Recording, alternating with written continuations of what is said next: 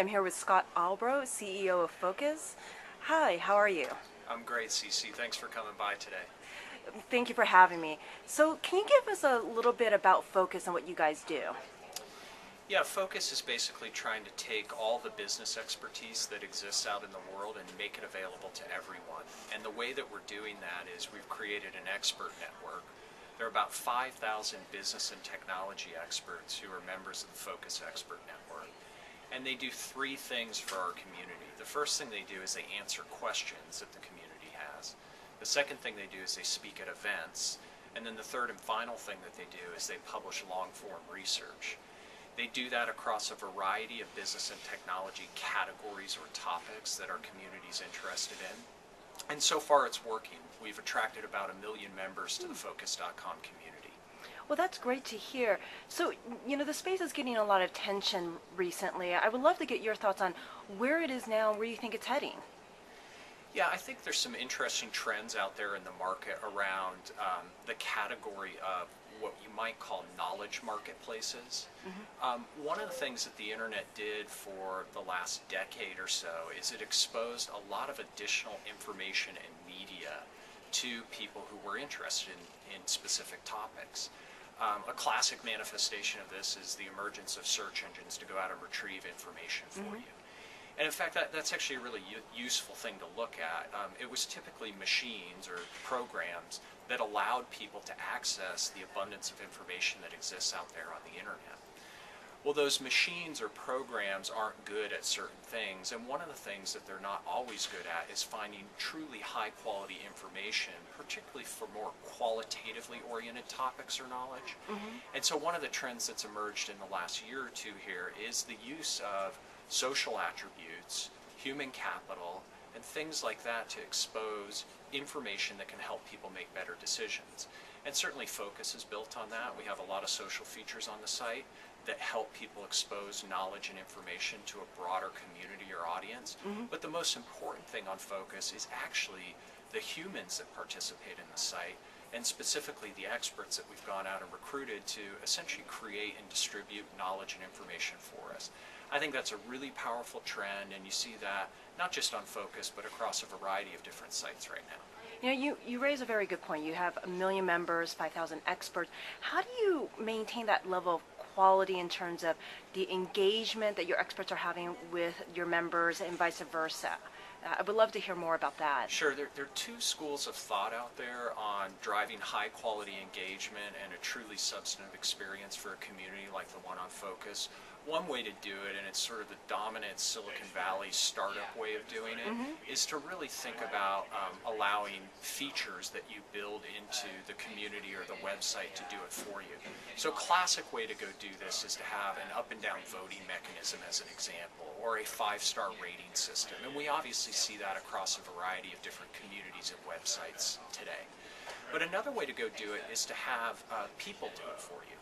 And you do see this on other sites as well. So classic manifestation of that, of using human capital to go ensure quality, is things like community managers as an example.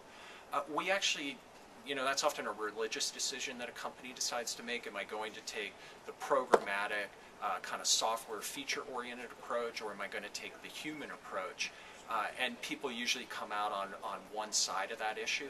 We actually decided to incorporate both.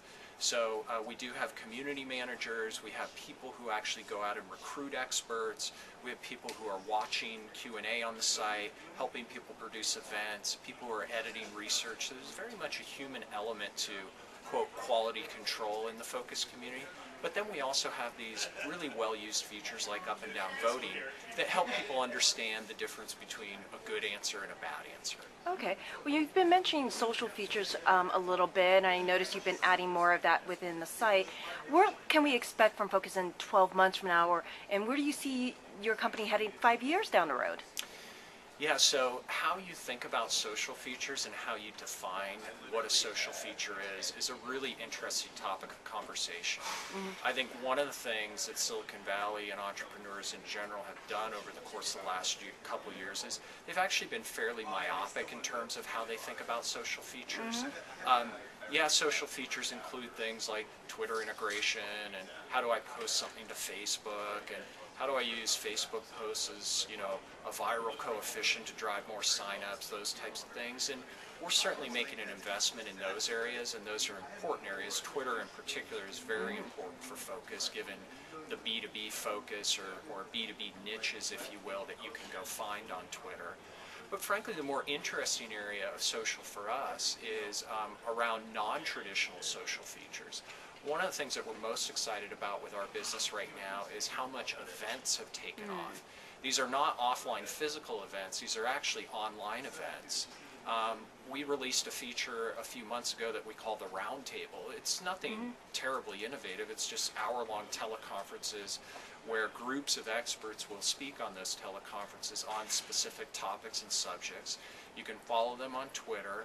Many of the questions that get answered on the teleconference actually end up in Focus Q&A, so there's some online integration there.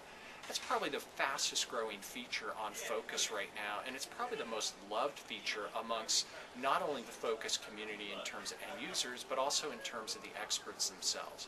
And we very much consider that to be a, quote, social feature.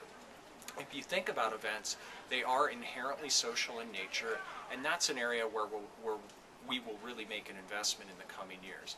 You ask, what do we look like 5 years from now? Well, we're trying to disrupt a big industry. We think a lot of money is spent on business expertise every year. It's this incredibly closed, proprietary universe where there's some companies out there that do a really good job of serving the Fortune 500.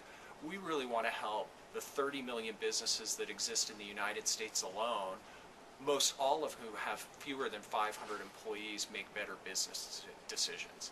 And we believe the way to go do that is to basically open up the world of business expertise, and we have a long way to go before we've really accomplished that.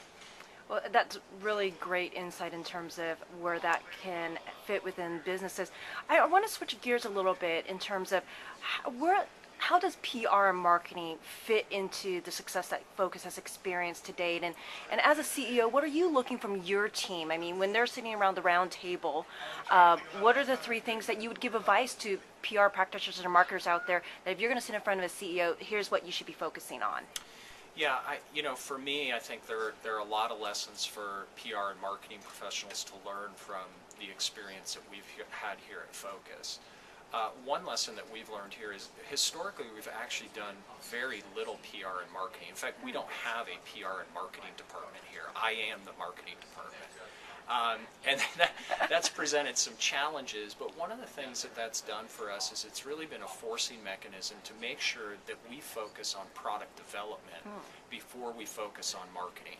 And to me, that's the big lesson any PR or marketing professional can learn in this day and age is don't do PR and marketing for a product that won't resonate with an audience or group of customers. You have to make sure that your product is there first and foremost before you start to engage in real PR and marketing efforts. That's lesson number 1. Lesson number 2 is that one of the reasons we don't need a marketing department is a lot of our community members talk about us for us. We don't have to say a lot out there because experts are out there tweeting about Focus, or they're promoting the fact that they're participating in an event, or an end user is talking about how they were able to make a better decision as a result of asking a question on Focus or accessing a piece of long-form research. So that's really the second big lesson is build a community that will be an advocate for you. And then the third lesson is when you do start to market, make sure you focus on high-quality marketing initiatives. We recently hired a PR firm to actually begin doing some marketing in earnest, and that PR firm has just done a phenomenal job for us in less than 6 months. That's a relationship that I manage directly. It's a one-to-one relationship with the founder of the firm. So a lot of marketing departments, I think, tend to scatter their efforts. They like to hedge and have a portfolio. We actually haven't done that here. There's kind of 1 or 2 campaigns or efforts that we're running at a given time in the marketing organization here, and that's proven to be very effective because it allows us to do those 1 or 2 things very well. Well, thank you so much for your time, Scott. Thanks, DC.